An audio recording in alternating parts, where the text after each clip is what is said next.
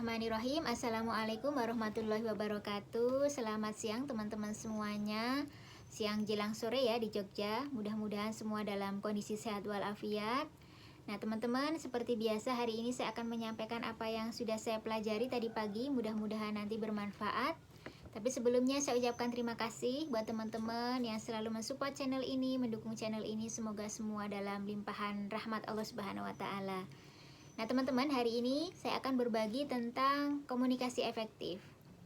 Apa itu sih komunikasi ya? Komunikasi adalah proses menyampaikan sebuah pesan yang disampaikan oleh seorang komunikator kepada komunikan. Nah, dalam kehidupan kita sehari-hari teman-teman, katanya ada sekitar 75% kegiatan yang kita gunakan dalam hal komunikasi, dalam rangka berkomunikasi. Nah, ternyata banyak banget ya teman-teman, dan penting sekali menyampaikan komunikasi secara efektif. Supaya apa? Supaya tidak ada buang-buang tenaga, tidak ada buang-buang energi, tidak ada misunderstanding atau salah pemahaman.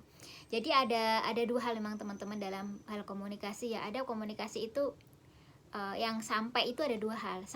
Memang sampai sekedar sampai, ataukah sampai yang memang dipahami ya, gitu ya teman-teman. Nah, ini sangat dipengaruhi oleh proses komunikasi itu sendiri gitu ya. Dalam komunikasi ada beberapa hal yang kita perlu perhatikan, yaitu komunikan, pesan, dan juga komunikator, pesan, dan komunikan. Nah, komunikator adalah orang yang menyampaikan pesan. Apa yang perlu dimiliki oleh salah seorang atau seorang komunikan? Yang pertama adalah dia harus hadir di dalam menyampaikan pesan. Hadirnya tidak hanya hadir secara fisik, tapi hadir secara pikiran, hadir secara perasaan ketika dia sedang menyampaikan sebuah pesan. Jangan sampai kita menyampaikan sebuah pesan tapi pikiran kita entah kemana gitu ya. Itu membuat pesan itu tidak sampai dengan yang diharapkan gitu. Kemudian yang selanjutnya, orang yang menyampaikan pesan ini juga harus teman-teman, jujur gitu ya, apa adanya lah, apa adanya, tidak kemudian pura-pura atau basa-basi, tapi memang tulus dia ingin menyampaikan sebuah pesan gitu ya. Lalu selanjutnya juga orang yang terpercaya. Kalau orang yang menyampaikan pesan tidak dipercaya, biasanya pesan itu tidak akan sampai secara efektif karena sudah ada penolakan dulu dari orang yang disampaikan. Harapannya sih memang yang menyampaikan pesan itu sudah dipercaya begitu ya teman-teman, bisa diakui keberadaannya, diakui dalam artian memang mungkin bahasa kasarnya dianggap gitu ya teman-teman, kalau bahasa kami ya. Jangan sampai orang yang disepelekan atau orang yang tidak terlalu dianggap oleh orang yang diajak bicara, itu membuat tidak efektif. Kemudian selanjutnya pesannya. Nah, isi pesan itu apa yang harus kita pahami ya? Pesannya ya jelas sebuah ada tujuan gitu, ada tujuan, entah itu ajakan, entah itu informasi, entah itu hal-hal yang lain. Jadi memang ada isinya pesan yang disampaikan, bukan sekedar basa-basi atau sekedar yang penting ngomong gitu, tidak ya teman-teman. Memang ada tujuan disampaikannya sebuah pesan itu tadi. Dan memang yang diajak bicara itu punya kepentingan dengan pesan tersebut, setidaknya penting baginya di suatu saat nanti begitu ya teman-teman. Lalu dalam penyampaian pesannya, jadi pesan itu bisa saja benar teman-teman, pesannya itu juga bisa jadi penting, tetapi cara menyampaikan sebuah pesan itu jauh lebih penting kalau menurut ilmu komunikasi ya teman-teman. Kenapa? Karena itu yang bikin bisa diterima gitu. Kalaupun pesannya baik tapi menyampaikannya tidak baik, tidak benar, itu tentu saja sudah ditolak oleh orang yang akan menerima begitu. Kemudian bahasanya pun harus simple, bahasa-bahasa yang mudah dipahami, mudah dicerna. Jadi inti sebuah komunikasi itu kan ketika pesannya sampai. Buat apa sebuah bahasa komunikasi dibagus-bagusin tapi pesan yang disampaikan tidak sampai gitu ya. Jadi harapannya adalah pakailah bahasa-bahasa yang simple, yang mudah dipahami, yang mudah dimengerti, karena kan tujuannya menyampaikan pesan. Jangan sampai justru karena menggunakan bahasa yang mungkin dianggap indah, mungkin dianggap bagus, tetapi malah nggak sampai gitu. Ini semoga terhindari dari yang kita lakukan gitu. Jadi bicara dengan bahasa yang kita ajak bicara. Kalau kita bicara dengan anak kecil, pakailah bahasa anak kecil gitu ya, bahasa yang lemah lembut seperti kita bicara dengan anak kecil. Kalau dengan orang tua, maka pakailah bahasa yang sopan dan sebagainya. Dengan anak muda, pakailah bahasa yang bersahabat dan sebagainya. Nah ini kemudian apalagi dalam menyampaikan pesan yang perlu kita perhatikan, yakni kecepatan nada, kecepatan suara kita, ya. Tidak terlalu lambat, tidak juga terlalu cepat. Walaupun ada beberapa karakter ya teman-teman, kayak misalnya saya termasuk orang yang kalau ngomong cepet gitu ya teman-teman.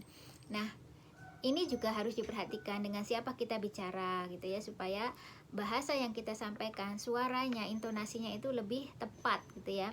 Jangan sampai karena intonasi yang kurang tepat kita jadi seperti marah, kita jadi seperti kasar, padahal bukan begitu maksudnya. Juga tidak monoton, itu aja dibilangnya ya, bolak-balik itu aja ngomongnya gitu ya. Itu tidak enak juga didengarkan. Nah, seperti itu. Kemudian apalagi? Kemudian ada orang yang kita ajak bicara, yaitu komunikan. Selain komunikator, pesan dan komunikan yang harus kita perhatikan. Misalnya apa? Misalnya memperhatikan kondisi, situasi dan kondisi dalam hal keramaian atau dalam hal di tempat sepi gitu ya.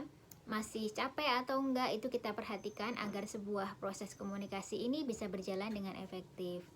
Itu tadi ya teman-teman, beberapa faktor yang perlu kita perhatikan, terutama 3 hal itu. Nah, yang keempat bisa jadi media ya. Kalau memang komunikasi kita butuh media, maka gunakanlah media yang tepat. Misalnya harus pakai chat, maka pakailah waktu yang tepat. Intinya seperti itu teman-teman, kita harus memilih media yang pas untuk kita berkomunikasi.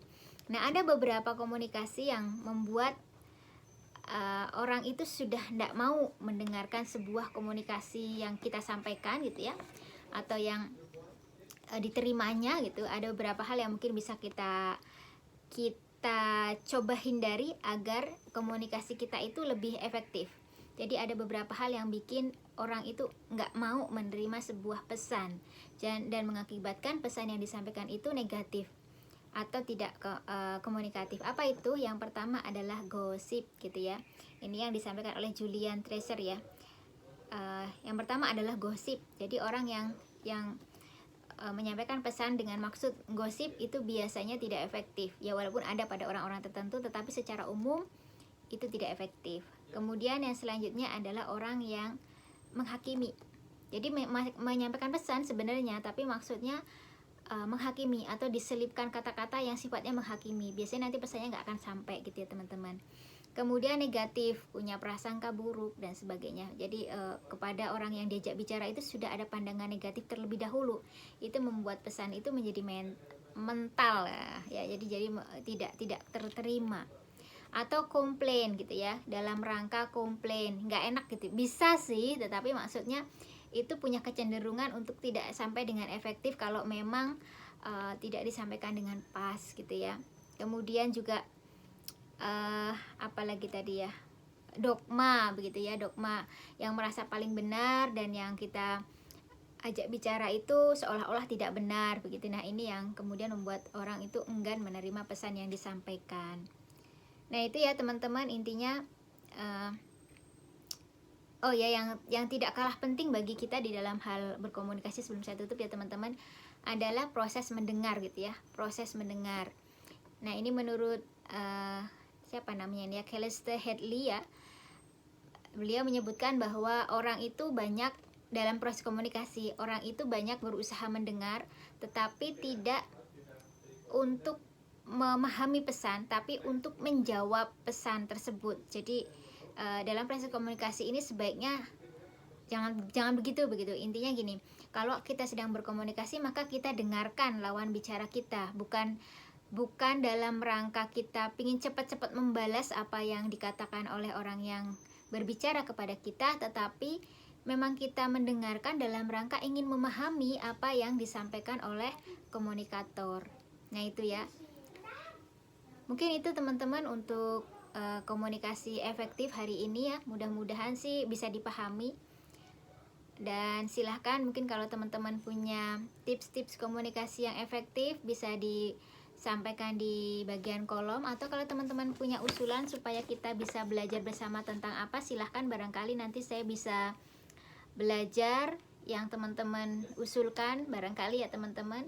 Terima kasih sudah menonton video ini, semoga bermanfaat. Assalamualaikum warahmatullahi wabarakatuh.